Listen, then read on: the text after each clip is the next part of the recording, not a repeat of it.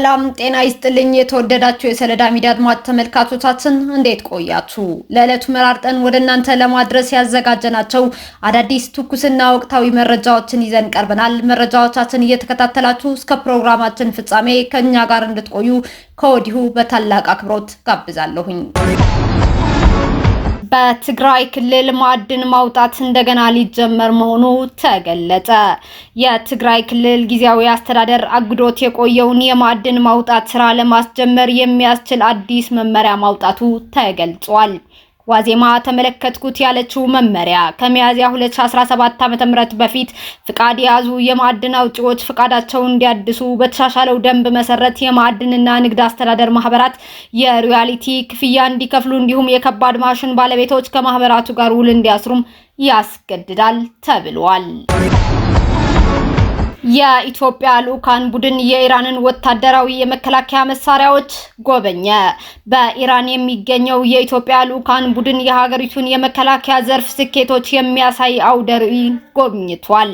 በህዝብ ተወካዮች ምክር ቤት አፈ ጉባኤ ታገሰ ጫፎ የተመራው የፓርላማ ልኡካን ቡድን ከኢራን አቻው በቀረበለት ይፋዊ ግብዣ በሀገሪቱ የሁለትዮሽ ውይይትና ጉብኝት እያደረገ ይገኛል። የልኡክ ቡድኑ ከኢራን ፓርላማ አፈ ጉባኤ መሐመድ ባገር ጋሊፋፍ ጋር በመሆን ከፕሬዝዳንት ማሱድ ፔዜሽኪያን፣ ከፍትህ ሚኒስቴሩ ጎልም ሆሴን ሞህሰኒ ኤጂኢኒ፣ ከውጭ ጉዳይ ሚኒስተር አባስ አራግቺ ጋር ተገናኝቷል። በጉብኝታቸውም ቴህራን በመከላከያ ኢንዱስትሪ መስክ የደረሰችበትን ደረጃ አስመልክቶ ማብራሪያ የተሰጣቸው ሲሆን ኢራናውያን የዘርፉ ልሂቃን ባለሙያዎች ያበለጸጓቸውን ወታደራዊ የመከላከያ መሳሪያዎች ተዘዋውረው ተመልክተዋል ሲል የኢራን መገናኛ ብዙሃን መዘገቡን ያስነበበው ስፑትኒክ ነው። የሁሉም የስፖርት ውርርድ ድርጅቶች ፍቃድ ተሰረዘ።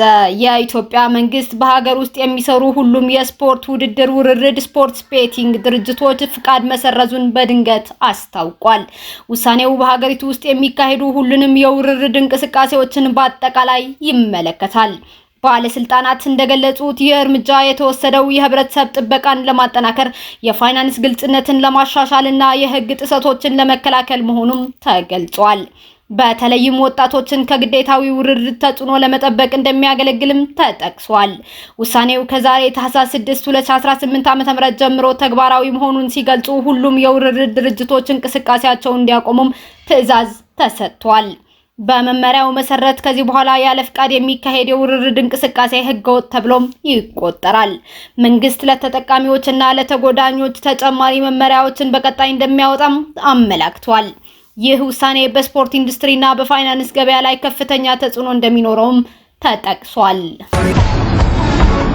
የሊቢያ ትልቁ ሙዚየም ከጋዳፊ መውደቅ በኋላ ለመጀመሪያ ጊዜ ተከፈተ። በትሪፖሊ የሚገኘው አሳሪያ አልሐምራ በመባል የሚታወቀው የሊቢያ ብሔራዊ ሙዚየም ከ14 ዓመታት ቆይታ በኋላ ዳግም ተከፍቷል። የሊቢያ ትልቁ ሙዚየም እንደ አውሮፓውያን አቆጣጠር በ2011 የወቅቱ የሀገሪቱ መሪ በነበሩት ሙአመር ጋዳፊ ላይ አመጽ መቀስቀሱን ተከትሎ ተዘግቶ ቆይቷል። እንደ አውሮፓውያን አቆጣጠር በ2021 ወደ ስልጣን የመጣው መቀመጫውን በትሪፖሊ ያደረገው የብሔራዊ አንድነት መንግስት እንደ አውሮፓውያን አቆጣጠር በ2023 የሙዚየሙን እድሳት ያስጀመረ ሲሆን የዚህ መንግስት ጠቅላይ ሚኒስተር አብዱልሐሚድ አልዲቤቢያ የሙዚየሙ መከፈት ሊቢያ ተቋማቷን ዳግም እየገነባች ስለመሆኗ ማሳያ ነው ብለዋል። በ10,000 ስኩዌር ሜትር ቦታ ላይ ያረፈው ሙዚየም ግንባታው በ1980ዎቹ ሲደረግ ሙዚየሙ አሁን ለተማሪዎች ብቻ መከፈቱንና በመጪው አዲስ ዓመት ለሁሉም ሰው ክፍት እንደሚደረግ ተገልጿል። ከጋዳፊ መውደቅ በኋላ ትርምስት ውስጥ የከረመችው ሊቢያ በዩኔስኮ በዓለም ቅርስነት የተመዘገቡ 5 መስህቦች አሏት። ሊቢያ በአሁኑ ጊዜ የተባበሩት መንግስት ድርጅት እውቅና በሚሰጠውና በዋነኝነት በቱርኪ በሚደገፍ መቀመጫውን ትሪፖሊ ባደረገ መንግስትና በተባበሩት አረብ ኤሚሬቶችና ግብጽ እንደዚሁም በሩሲያ በሚደገፈው መቀመጫውን ቤንጋዚ ባደረገው የካሊፋ ሀፍታር መንግስት እየተመራችም ትገኛለች።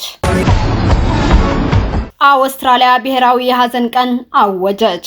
በአውስትራሊያ በሁለት ታጣቂዎች በተከፈተ ጥቃት 15 ሰዎች ህይወታቸው ማለፉ ተሰምቷል። በሲድኒ አባትና ልጅ በከፈቱት የሽጉጥ ጥቃት 15 ሰዎች ህይወታቸው ማለፉ ሲነገር 27 ሰዎች ደግሞ ቆስለው ሆስፒታል መግባታቸው ተገልጿል።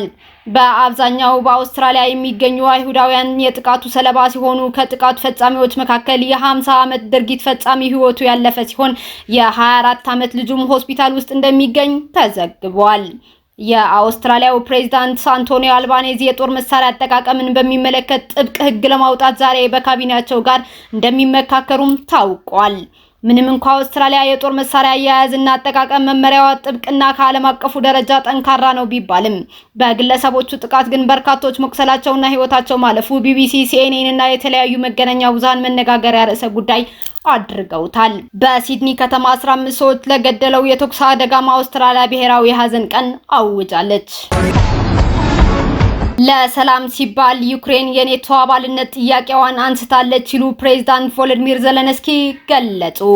በሩሲያና በዩክሬን መካከል ለዓመታት የዘለቀውን ጦርነት ለማስቆም ለሰላም ሲባል ዩክሬን የኔቶ አባልነት ጥያቄዋን ሰርዛለች ሲሉ የዩክሬኑ ፕሬዝዳንት ቮሎዲሚር ዘለንስኪ አስታውቀዋል። ፕሬዝዳንት ቮሎዲሚር ዘለንስኪ በአሜሪካ ልዩ መልእክተኛ ስቲቭ ዊትኮፍ ከተመራው ልዑክና ከአውሮፓ ሀገራት ከፍተኛ ባለስልጣናት ጋር በጀርመኗ ከተማ በርሊን ከመከሩ በኋላ ነው ይህንን ውሳኔ የተወሰነው። ውይይቱ የሩሲያና ዩክሬን ጦርነትን ለማስቆም ያለመ ሲሆን ይህንን ለማድረግ ያስችላል ተብሎ በተዘጋጀው የሰላም ስምምነት ላይ ያተኮረ ነበር። በፕሬዝዳንቷ ተወክላ ውይይት ያደረገችው ዩክሬን ለዘላቂ ሰላም መስፈን ቁርጠኛ መሆኗን አስታውቃለች። በዚህም ለጦርነቱ መባባስ አንዱ ምክንያት የነበረው የኔቶ አባልነት ጥያቄዋን በጊዜያዊነት መሰረዟን አስታውቃለች። በምላሹም ደህንነቷና ስምምነቱ የተጠበቀ እንዲሆን ማድረግ ላይ ሀገራቱ ከጎኗ እንዲቆሙም ጥሪ አቅርባለች። በተጨማሪም ከይዞታ ጋር የተያዙ አለመስማማቶች ላይ ንግግሩ እንደሚካሄድም ነው የተጠቆመው። በአሜሪካ አስተባባሪነትና በአውሮፓ ሀገራት ተሳትፎ የተዘጋጀው የሰላም ስምምነቱ ተኩስ አቁምን የመጀመሪያ እርምጃ በማድረግ የይዞታ ጥያቄዎችን፣ የደህንነት ዋስትና እንዲሁም የተጣሉ ማዕቀቦችን የሚዳስስ መሆኑን የሮይተርስ ዘገባ አስነብበዋል። ከጉዳዩ ጋር ተያይዞ ከሩሲያ የተነሳ ሀሳብ ባይኖርም በአውሮፓ ሀገራት በሚቃኝ ድርድር ላይ ሩሲያ የመገኘት ፍላጎት እንደሌላት ማስታወቋ የሚታወስ ነው። እስካሁን አብራችሁን ከኛ ጋር ስለነበራችሁ እያመሰገንኩኝ በሌሎች መረጃዎች እስክንመለስ እንደተለመደው የሶሎዳ ሚዲያ ቤተሰብ በመሆን ላይክ፣ ሼር፣ ሰብስክራይብ ማድረጋችሁን አትርሱ። አዳዲስ ትኩስና ወቅታዊ መረጃዎቻችን በቶሎ እንዲደርሷችሁ የደወል ምልክቷን ይጫኑ። ስኬት፣ ድልና ሰላም ለኢትዮጵያውያን። ሶሎዳ ሚዲያ